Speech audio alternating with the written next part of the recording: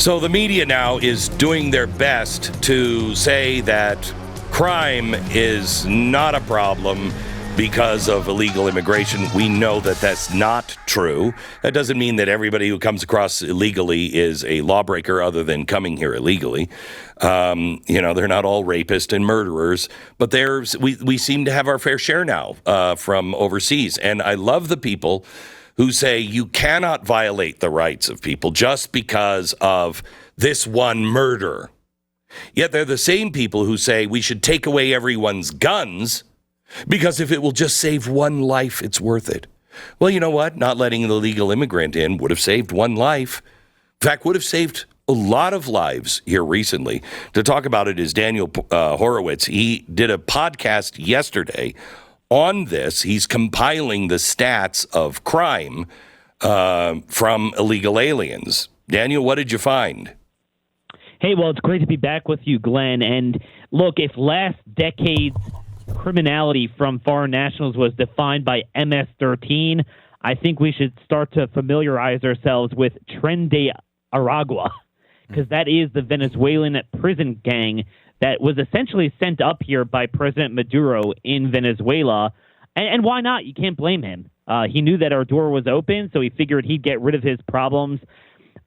We focus a lot on the quantitative aspect of this border invasion, that quantitatively it's much greater than we've ever seen, probably about 10 million between the apprehensions and gotaways since Biden took office.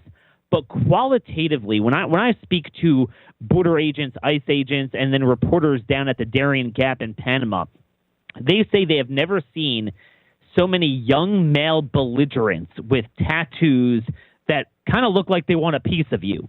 And now if you go to the New York Post, every day you will find stories of those arrested and then turned out loose within 24 hours in New York City. We find it in Chicago.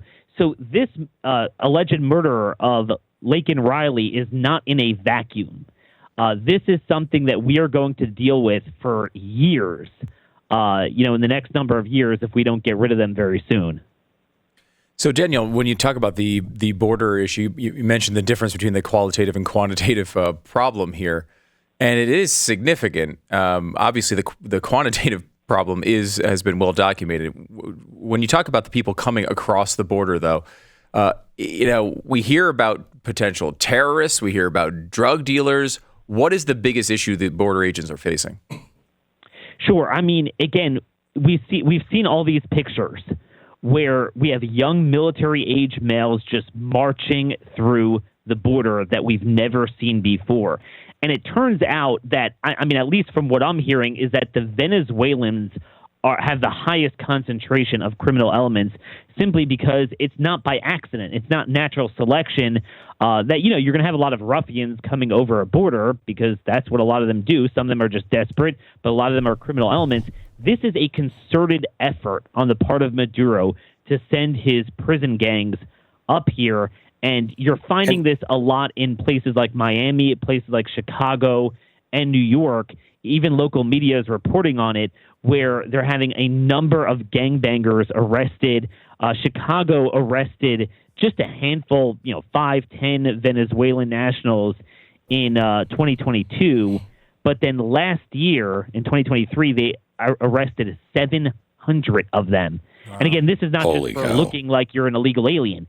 These are people, usually it's shoplifting, it's assault, it's driving without a license, drunk driving. And, I've chronicled this for about 15 years. Now, you can't use the numbers now because Biden doesn't enforce the law. But when Trump was president and they were trying to apprehend people, in just one given year, we would typically get, and this is reoccurring every year, enough people arrested in that kind of sweep, that net of enforcement, to account for 2,000 homicide-related offenses, meaning both convictions and arrests, 1,600 kidnappings, 3,800 robberies, 37,000 assaults, 10,000 sex crimes, and usually about 80,000 or so DUIs. The numbers were pretty consistent every single additional year. Now, typically, especially back then before the George Floyd crime wave, we typically had maybe 14,000 homicide arrests in a given year. So to have 2,000 accounted for among the jurisdiction of ICE, illegal aliens, some of them legal, but criminal elements that are deportable, that is an astounding share. That's 1 in 7. And again, this is before the Biden wave. So you could imagine now that you're having all these belligerents from Venezuela. Just think about this. We've had 335,000 Venezuelans come in just in the first few months. Just in 2023. Plus, Biden granted temporary protected status to 470,000 others. Just 834 have been removed. Okay? So that is how ubiquitous that problem is. What is amazing to me is at the same time this is going on, by the way, that is exactly what was his name in Iraq? Saddam Hussein did right before we went in to cause chaos on the streets. He emptied the prisons. That's what Maduro did, except into the United States.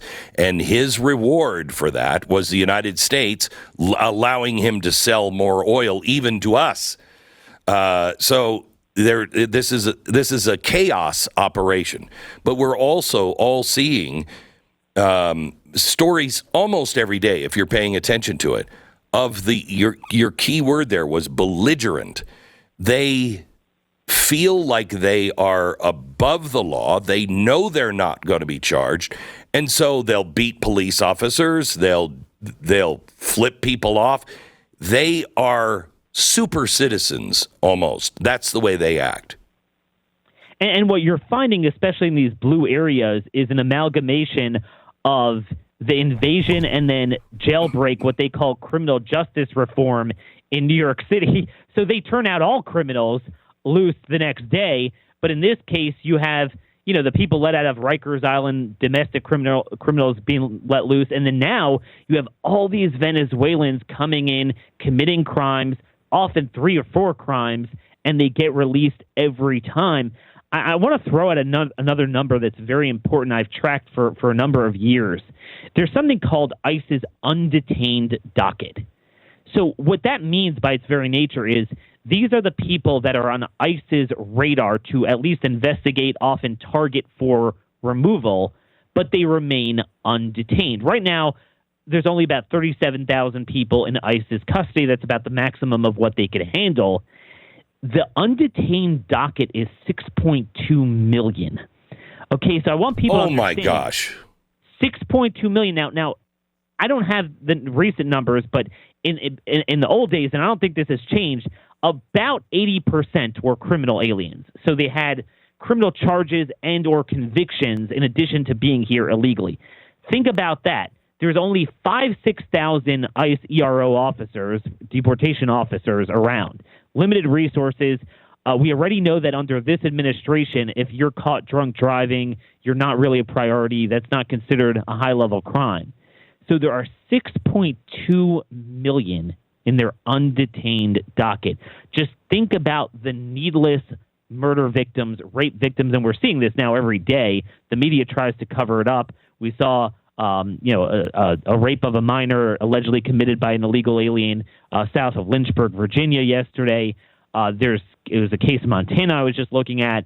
This is, if the American people would actually know the extent of how many of these heinous crimes are committed by people that should never be here, and there would have been multiple opportunities to get them out, they'd be up in arms, and this would be our George Floyd moment.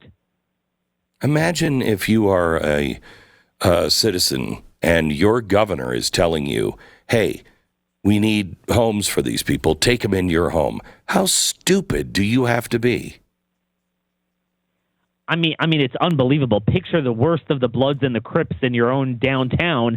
That's what we're importing from all over the world.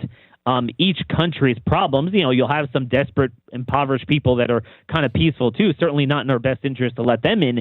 But this time we are just seeing a total invasion.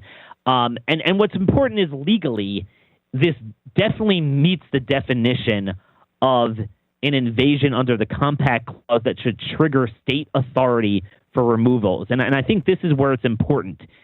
When you look at that 6.2 million number, you look at what we're seeing now from that individual charged with murdering Laken Riley, along with his brother, they were caught in a red state here illegally and having committed other crimes prior to this alleged murder. And yet they remained. Some of them are because of sanctuary policies, but sometimes, even if you're not a sanctuary state, but now you have sanctuary nation. So here's the thing. Let's say a state might want to deal with that individual, maybe lock them up, maybe try to remove them. But ICE now grabs them with a detainer, and now a detainer is a double-edged sword because they'll place a detainer enough that the state cannot enforce the law against them, but it's not like the feds are going to actually remove them or even detain them. They're going to be on their undetained docket, out free to commit more crimes. This is where the red state governors need to get together and say, look, if we catch someone here illegally committing an assault, a drunk driving, they need to be out of here. Daniel, can you address one more thing before you go, which is the media's response to this talk every time is to say, well, actually, immigrants commit crimes at a lower rate than U.S. citizens. They're not the problem here. Sure.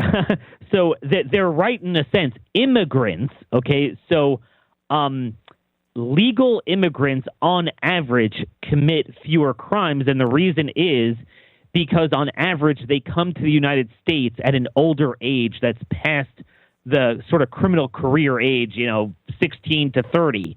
They're usually older when they come. They're more established. With that, I would say there are certain pockets of the world that we accept immigrants, even legally, that still commit too many crimes because the amount of crimes that should be committed are zero because they're vetted. It's kind of like a draft pick. You get your choice. You could pick your immigrants. You can't pick your natives, native-born, that is. But as it relates to the people coming from the border, again, you look, if we just have a minute, I want to give you a statistic that, again, is astounding. You have about 45 seconds before I have to break. In 2020, Trump's ICE director, Matt Albence, he said that in 1 year in New York City, they issued 7,500 ICE detainers. And out of those individuals, they included 200 homicides. Okay. Oh, my God. I looked up that area of operation. There were fewer than 300 people arrested for all homicides in that area of ICE's operation in 1 year. I'm not saying they necessarily commit 2/3. You have to study that, but it is surely greater than their share of the population. Daniel Horowitz, you can hear his podcast on the Blaze TV. He did a whole podcast about this yesterday, and he's always really buttoned up and has a different view on a lot of things that I think you should hear. Daniel, thank you so much. Appreciate it. Thanks for having me. Take care.